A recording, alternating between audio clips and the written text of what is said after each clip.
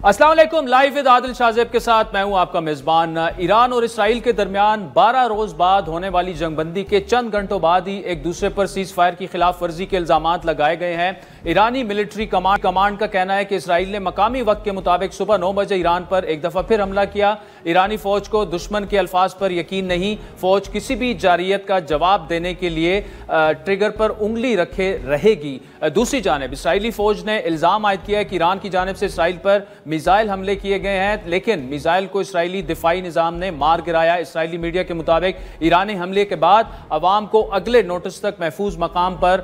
जाने की हिदायत जारी कर दी गई है, जबकि दिफाई निजाम खतरे से निमटने के लिए फाल है। आपको बताते चले कि गुज़श्ता रात कतर में अमरीकी अड्डे पर ईरान ने मिसाइलों से हमला किया। कतरी हुकूमत के मुताबिक इन मिसाइल हमलों से कोई नुकसान नहीं पहुंचा और कतरी हुकूमत ने अमरीकी बेस पर हमले के बाद ईरानी सफीर को तलब करके एहतजाज किया। इस मिसाइल हमले के चंद घंटे बाद ही अमरीकी सदर डोनाल्ड ट्रंप की जानिब से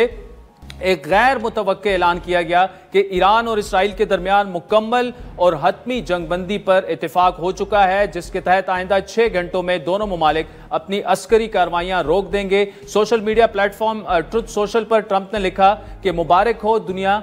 ईरान और इसराइल ने जंगबंदी पर इत्तेफाक कर लिया है। सदर ट्रंप का मीडिया से गुफ्तगू में यह भी कहना था कि वो ईरान और इसराइल दोनों से नाखुश हैं। उन्होंने यह दावा भी किया कि ईरान की जोहरी सलाहें खत्म हो गई हैं। Retaliation was very strong, but in all fairness, Israel unloaded a lot, and now I hear Israel just went out because they felt it was violated by one rocket that didn't land anywhere. That's not what we want, I'll tell you, and I'm telling you, I'm not happy about that, Israel, either. As you know, Saudi Arabia's done a really good job. It's coming out far faster than I thought. दूसरी जानिब Qatar और Lebanon के वज़राए आज़म ने Iran और Israel के दरमियान जंगबंदी का खैर मकदम किया। कतरी वज़ीर आज़म शेख मोहम्मद बिन अब्दुर्रहमान के मुताबिक ईरान के कतर पर हमले की वो मज़म्मत करते हैं। इस पर शदीद हैरत हुई। अगले 2 रोज़ में हमास इसराइल जंगबंदी मुआहदे पर बिलवास्ता मुज़ाकरात भी होंगे। वो अपने मुल्क का दिफा करना जानते हैं, लेकिन खित्ते में अमन चाहते हैं। लबनानी वज़ीर आज़म नवाफ सलाम का यह कहना था कि खित्ते में अमन के वो ख्वाह हैं। इसराइली हमला ईरान की खुद मुख्तारी की खिलाफ वर्जी। अमरीकी सदर डोनाल्ड ट्रंप की जानिब से ऐलान करदा जंगबंदी के निफाज से पहले रात भर ईरान पर जारी रहने वाले इसराइली हमलों में जोहरी साइंसदान सदीकी साबिर समेत 9 ईरानी शहरी जामबग हुए, 4 रिहायशी इमारतें तबाह हुई। जंगबंदी के निफाज से पहले ईरान के इसराइल पर मिसाइल हमलों में 4 अफराद हलाक हुए, मुतअद्दिद जख्मी हुए। AFP के मुताबिक इसराइल हंगामी इमदादी इदारों ने उनको बताया है कि ईरानी मिसाइल हमले जनूबी इसराइल में किए गए। इसराइली मीडिया के मुताबिक इसराइल की फिजाई हुदूद खोल दी गई हैं। इसके अलावा इमाराती हुकाम के मुताबिक UAE की फिजाई हुदूद भी मुकम्मल बहाल हैं, लेकिन मुख्तलिफ एयरपोर्ट्स पर फ्लाइट शेड्यूल मुतासर हुआ है। PIA ने भी खलीजी ममालिक का ऑपरेशन बहाल कर दिया है, जबकि खलीज फारिस की सूरत हाल बेहतर होने पर पाकिस्तान से कतर, बहरीन, कुवैत और दुबई का फिजाई ऑपरेशन भी बहाल कर दिया गया। आपको बताते चले कि ईरान और इसराइल के दरमियान जंगबंदी के ऐलान के बाद आलमी मंडी में खाम तेल की कीमतों में कमी आई है। खाम तेल जो है वो ब्रेंट की कीमत तकरीबन 3.7% गिर गई है, जिसके बाद ब्रेंट की कीमत जो है $68.83 फी बैरल पर आ गई है। रिपोर्ट के मुताबिक आलमी मंडी में WTI खाम तेल की कीमत मजीद 3% कम होकर $65.85 फी बैरल पर आ गई है। दूसरी जानिब सऊदी अरब, रशिया और यूरोपीय यूनियन ने ईरान और इसराइल में जंगबंदी का खैर मकदम किया है, जबकि चीन ने फरीकैन पर जल्द अज जल्द सियासी हल की जानिब लौटने पर जोर दिया है। जबकि वज़ीर आज़म शहबाज शरीफ से सऊदी अरब, कतर और चीन के सुफरान ने मुलाकातें की, जिनमें मशरिक़ वुस्ता में तेजी से बदलती सूरत हाल पर गौर किया गया। वज़ीर आज़म ने खित्ते में क़याम अमन के लिए कतर और सऊदी अरब के मुस्बत किरदार की तारीफ की। वज़ीर दिफा ख्वाजा आसिफ का यह कहना था कि सीज़ फायर होना खुशाइन बात है। ईरान ने अच्छी तरह से बड़े दुश्मन का मुकाबला किया। ईरान ने निहायत जारहाना अंदाज में अपना दिफा किया। फायर खुशाइन बात है और मैं समझता हूँ कि ईरान की मुस्तकिल मिजाजी, उसका हौसला जो है ना, उसकी पता है कि जिस तरह उन्होंने अपने से कहीं ज़्यादा मुसल्लह दुश्मन का मुकाबला किया और एक नहायत ही जारहाना माहौल में उन्होंने अपने मुल्क का दिफा किया।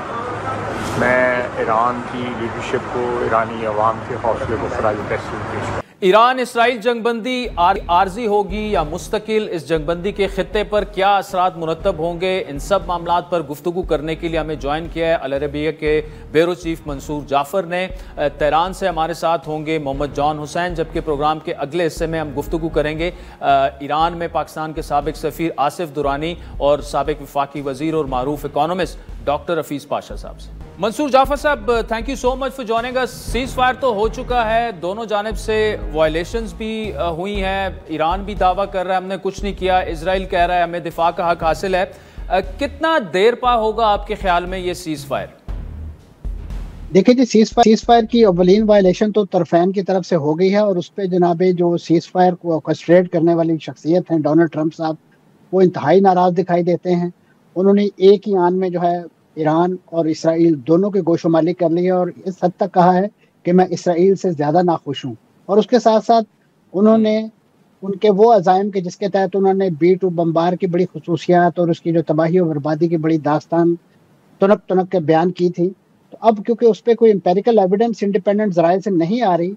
تو اب امریکن میڈیا پر وہ برس پڑے ہیں جنہوں نے اس شک و شبے کا اظہار کیا ہے کہ ایران کا جو جوہری پروگرام ہے، جو تنصیبات ہیں، وہ اس حد تک غیر فعال نہیں ہو سکی اس حملے کے نتیجے میں جس کا ڈونلڈ ٹرمپ صاحب دعویٰ کر رہے ہیں یا اعلان کیا جا رہا ہے۔ تو اب بجائے یہ کہ وہ اس کی کوئی انڈیپینڈنٹ ایویڈنس اکٹھا کریں، وہ میڈیا پر ہی چڑھ دوڑے ہیں، اور میں سمجھتا ہوں یہ ان کا ایک جو روایتی سٹانس ہے، اور جس طریقے سے وہ آزاد میڈیا کے حوالے سے ان کا ایک موقف رہا ہے، چاہے ان کی انتخابی مہم ہو یا ادروائز جو کرٹیکل نیشنل ایشوز ہیں جس پہ کوئی ڈیبیٹ کی بات کی جاتی ہے، تو وہ اسی انداز سے اپنا جواب دیتے ہیں۔ اس صورتحال کو دیکھتے ہوئے اور خاص طور پہ اسرائیل کا جو ماضی کا ٹریک ریکارڈ ہے غزہ کے ریفرنس سے فائر بندی کی وائلیشن کرنے کا، میں سمجھتا ہوں وہ کوئی زیادہ انکریجنگ نہیں ہے۔ اور بالخصوص ابھی تک جس انداز سے ڈونلڈ ٹرمپ صاحب نے اس فائر بندی کو آرکسٹریٹ کیا ہے، میں سمجھتا ہوں وہ تو خود اس جنگ کا فریق تھے، انہیں تو یہ حق ہی نہیں پہنچتا کہ فائر بندی کے حوالے سے ایک انڈیپینڈنٹ شخصیت کے طور پہ اس معاملے میں آئیں، کیونکہ انہوں نے تو خود امریکی بمبار طیاروں نے جو ہے وہ ایران کی اس جوہری تنصیبات پر حملے میں حصہ لیا، وہ تو خود لڑائی کا ایک فریق ہیں۔ تو ایسی صورتحال میں وہ فریق ہی اگر منصف بن بیٹھے اور جج بن بیٹھے، تو پھر میں سمجھتا ہوں کہ اس کا انجام جو ہے وہ ایسے ہی ہے جیسے آپ نے دودھ کی رکھوالی پہ بلہ بٹھا دیا ہے، اور وہ جو دودھ کے ساتھ کرتا ہے، اور پچھلے جتنے عرصے سے یہی ایک گیم جو ہے ہمیں غزہ کے اندر دکھائی دے رہی ہے۔ اور اس وقت جو حقیقی معنی میں جو فائر بندی کی جہاں ضرورت ہے، وہ غزہ کا تباہ حال میں سمجھتا ہوں انکلیو ہے، کہ جہاں پہ آج بھی تقریباً 25 افراد کو صرف خوراک کی تلاش میں جو ہے مارے پھرنے، اور ان کی جو ایک نام نہاد فاؤنڈیشن جو بنیادی طور پہ ایک جاسوسی کا نیٹ ورک ہے، ان کے ہرکاروں نے جو ہے انہیں گولیوں سے بھون دیا، اور اس کے بعد ان کے لیے کسی میڈیکل ہاسپٹل میں، کسی طبی مرکز میں کوئی داد رسی نہیں ہے، سارے بلک کر جو ہے وہ رستے میں ہی جو ہے وہ دم توڑ رہے ہیں۔ تو میں سمجھتا ہوں یہ وہ منظر نامہ ہے کہ اگر تو یہ برقرار رہے گا، اور اس کے ساتھ ساتھ اس نوعیت کے جو فلیش پوائنٹ ہیں، چاہے وہ فلسطین کی صورت میں، غزہ کی صورت میں ہو، یا ہمارے ساؤتھ ایسٹ ایشیا میں کشمیر کی صورت میں ہو، تب تک میں سمجھتا ہوں بالخصوص اس نوعیت کے جو کانفلکٹ میں انوالو ملک ہیں، چاہے وہ بھارت ہیں، پاکستان ہے، یا یہاں اس خطے میں ایران یا اس کے جو بھی حامی ممالک ہیں، وہ اس نوعیت کے قضیے کے موجودگی میں کبھی بھی معاملے کو پرامن، جسے آپ ایک استحکام نہیں دے سکتے۔ ٹھیک، اچھا منصور جعفر صاحب، لیکن اگر ہم دیکھیں تو ڈونلڈ ٹرمپ اوبویسلی امریکہ اس جنگ کا حصہ بنا، فریق بنا، اور انہوں نے باقاعدہ بمباری بھی کی ایران پہ، لیکن ڈونلڈ ٹرمپ کا اسرائیل کو سنپ کرنا اور یہ کہنا کہ میں آپ سے ناراض ہوں، آپ نے وائلیشن کی ہے، اس کا مطلب کہ امریکہ ایک تو مزید اس جنگ کا حصہ نہیں بنے گا، اور دوسرا انہوں نے اپنے آپ کو ڈسٹنٹ بھی کر لیا ہے اسرائیل سے۔ آپ کو یاد ہوگا کہ جب انہوں نے سعودی عرب کے دورے پہ تشریف لے جانا تھا، تو اس وقت بھی انہوں نے اسی نوعیت کی جھوٹی موٹی ناراضی جو ہے وہ اسرائیل سے شیئر کی تھی، کیونکہ اس وقت بھی اسرائیل ان کے کہنے پہ غزہ کے حوالے سے جو مظالم ہے اس میں کمی نہیں لا رہا تھا، اور ان کو جو داخلی طور پہ ان کے اکیڈیمیا اور ان کی جامعات کے اندر جس نوعیت کے ان کے خلاف سخت باتیں کہی جا رہی تھی، تو اس لیے انہوں نے اسرائیل کو اس ناراضگی کا وقت اپنی اس ڈیسٹینیشن پہ بھی شامل نہیں کیا۔ عمومی طور پہ ان کا دورہ جو ہے مڈل ایسٹ کا اسرائیل کے وزٹ کے بغیر مکمل نہیں ہوتا، لیکن آپ نے دیکھا کہ اس کے بعد وہ ناراضی جو ہے وہ ختم ہوئی، تو آپ نے ایک نئی جنگ کا الاؤ دہکانے کے لیے جو ہے اسی اسرائیل کی سرپرستی شروع کر دی، اور اس کے واویلے اور اس کے شور شرابے کی آڑ میں جو ہے آپ نے خود اس جنگ میں جو ہے چھلانگ لگا دی، اور اس کے بعد آپ اب جب آپ کو داخلی طور پہ آپ کا وہ جو کیمپ ہے جو جسے آپ میک امریکہ گریٹ اگین کے نام سے آج تک پاگل بناتے رہے ہیں، جب انہوں نے اپنا روپ دکھایا ہے اور انہوں نے اب آپ کو سخت کہنا شروع کیا ہے، تو اس کے بعد آپ کو دوبارہ اسرائیل کی گوشمالی اور اس کے خلاف ایک حقارت آمیز بیانات جو ہے وہ دینا یاد آ گیا ہے۔ تو ڈونلڈ ٹرمپ صاحب کی جو شخصیت ہے وہ جتنے متلون مزاج ہے، اس کو دیکھتے ہوئے یعنی کوئی بھی کوئی سنجیدہ فکر آدمی جو ہے، یا کم از کم جو کسی ضابطے قاعدے یا کسی میرٹ میں یقین رکھتا ہو، ان کی بات پہ کبھی یقین نہیں کرے گا۔ اچھا منصور جعفر صاحب، دو جو بڑے اہداف تھے اسرائیل کے اس جنگ کو شروع کرنے کے، ایک تو ایران کی ایٹمی تنصیبات کو ختم کرنا اور دوسرا رجیم چینج، اور جو شواہد بتا رہے ہیں ایٹمی تنصیبات کو بھی اس طرح سے وہ زیادہ نقصان نہیں پہنچا سکے، اور امریکی میڈیا بھی یہی کہہ رہا ہے، اور دوسرا رجیم چینج بھی نہیں ہو پایا۔ تو ظاہری طور پر اگر دیکھا جائے تو اس جنگ میں کسی کی فتح شکست نہیں ہوئی، لیکن اسرائیل اپنے اہداف حاصل نہیں کر پایا۔ دیکھیے جی، دونوں طرفین جو ہے ان کے پاس ایک ون ون سچویشن اس انٹرپریٹیشن کی روشنی میں بنتی ہے کہ ایران جو ہے اس نے اسرائیل کے خلاف ایک بھرپور جوابی کارروائی کر کے اپنے عوام اور کم از کم اپنے ان حامیوں کو جن کو وہ ایک عرصے سے جو ہے وہ ریلی کرتا رہا ہے اپنے جو بھی ایکسپینشنر ڈیزائن ہے خطے کے حوالے سے، تو ان کو یہ بتانے کی پوزیشن میں تو آ گیا، دیکھیے جی ہم جو کہتے تھے ہم نے کر دکھایا، ہم نے اسرائیل کو جواب بھی دیا ہے، اور اس کے بعد جب انہوں نے ہم کو دیوار کے لگانے کی کوشش کی تو اس کے بعد ہم نے جو ان کے خطے کے اندر جو اہداف تھے ان کو بھی ٹارگٹ کر کے دکھا دیا ہے، قطر کو بھی ہم، اور اسی طریقے سے خود اسرائیل بھی اپنے عوام کو یہ کہہ کے پاگل بنانے کی پوزیشن میں لگا ہوا ہے کہ دیکھیں جی ہم نے ایران کا جو ہے وہ جوہری پروگرام اس کو تباہ و برباد کر دیا ہے، اور اب ایران جو ہے وہ دوبارہ سر اٹھانے کے قابل نہیں رہا، اور اس انداز سے اپنے عوام کو اس نوعیت کی جو رام کہانیاں ہیں وہ سنا کے میرا خیال ہے دونوں فریق جو ہے وہ کسی طریقے سے کول ڈاؤن کرنے کی کوشش تو کر رہے ہیں، لیکن اب کیونکہ جسے کہنا چاہیے وہ سوشل میڈیا انٹرنیٹ اس کا دور ہے، تو اس میں جو کٹھا چھٹا ہے دونوں کا جلد ہی کھل جائے گا، اور جب وہ سامنے آئے گا تو میرا خیال ہے اس وقت حقیقی معنوں میں اس کے فتح شکست کا چیپٹر جو ہے وہ کھلے گا۔ لیکن اس وقت جو ہے یعنی جس طرح خطے کے کچھ ممالک کو بھی انوالو کیا گیا، قطر کو باقاعدہ آن بورڈ لیا گیا، اور یہ جو قطر پر اٹیک ہے اب اس کی روشنی میں تو یہی لگ رہا ہے کہ وہ باقاعدہ ایک کوریوگرافک ایکٹیویٹی تھی، جس طریقے سے قاسم سلیمانی کے 2020 میں اسیسینیشن کا جواب جو ہے وہ بھی ایک کوریوگرافک اٹیک کی صورت میں عراق میں جو امریکی بیسز ہیں ان پر حملے کی صورت میں کیا گیا۔ تو ایسی صورت میں سمجھتا ہوں کہ عوام کو زیادہ دیر تک پاگل نہیں بنایا جا سکتا، اور حقیقی معنوں میں جو ایجنڈا ہے وہ زیادہ دیر تک ان کی نظروں سے اوجھل نہیں رہ سکتا۔ تو میں سمجھ رہا ہوں کہ اس وقت دونوں فریق جو ہیں وہ ایک کمزور پوزیشن میں ہے۔ یقیناً ڈونلڈ ٹرمپ صاحب نے تو بڑا فتوے کی شکل میں یہ بات کہی ہے کہ ایران نے جو ہے بڑا کمزور رد عمل دکھایا ہے، جیسے وہ ایران کو اکسا رہے ہوں کہ آپ ابھی ہمارا جو بگڑا ہوا بچہ ہے مڈل ایسٹ میں اس کی ذرا اور پٹائی لگائیں تاکہ اسے پتہ چل سکے آٹے دال کا بھاؤ۔ آدھا اسرائیل تو خالی ہو گیا ہے، وہاں جتنے غیر ملکی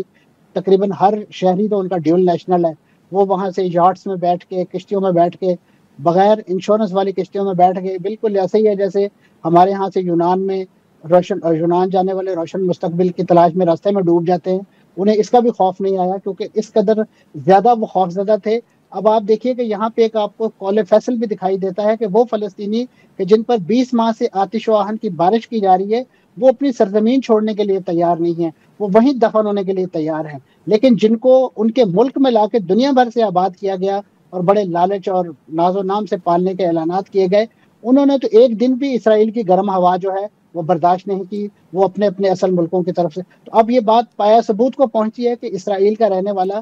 تقریباً ہر شہری اور ہر یہودی آباد کار جو ہے وہ یہاں پہ ایک قابض ہے، اور جب تک اس کو یہاں پہ آپ بہت ہی روشن مستقبل اور اس نوعیت کا بڑا پیمپرڈ قسم کا انوائرمنٹ فراہم کریں گے تو یہاں رہے گا۔ اسرائیل یہ اعلانات کرے گا کہ ان کو واپس آنے کی اجازت ہے، فلسطینیوں کو تو یہ کہہ کے دھتکارا جاتا ہے کہ یہ لوگ ڈسپلیس ہیں، یہ واپس نہیں آ سکتے، حالانکہ ان کو زبردستی نکالا گیا ہے، ان کا جو رائٹ آف ریٹرن ہے بین الاقوامی قانون کے اندر مسلمہ ہے، لیکن ان کی ویلکم کرنے کے لیے دوبارہ جو ہے نیتن یاہو ہار لے کر ہوائی اڈے پر اور مختلف جگہوں پہ کھڑے ہوں گے، لیکن فلسطینیوں کو ان کے اصل وطن آنے واپسی کے لیے کسی قسم کا کوئی جو ہے روح رعایت دینے کے لیے تیار نہیں ہے۔ یہ وہ ظلم کے میں سمجھتا ہوں داستان ہے کہ جس کی وجہ سے یہ پورا خطہ جو ہے ایک فلیش پوائنٹ بنا ہوا ہے، اور جب تک ان ممالک ان مسائل کی طرف توجہ نہیں دی جاتی، ایک حقیقی معنوں میں ایکوٹیبل سسٹم اور وہ وعدے جو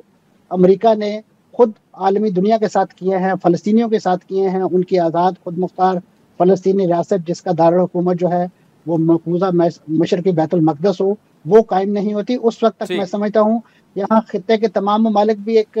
تھیٹر آف وار جو ہے وہ دیکھیں گے، انجوائے کریں گے اور اپنی اپنی پریکاشنری میئرز لیں گے، لیکن اس کا انسٹیبلٹی بھی برقرار رہے گی۔ بالکل ال عربیہ کے بیورو چیف منصور جعفر صاحب، تھینک یو سو جانیں گا ناظرین۔ بریک کے بعد آپ کو تہران لیے چلیں گے جہاں سے ہمیں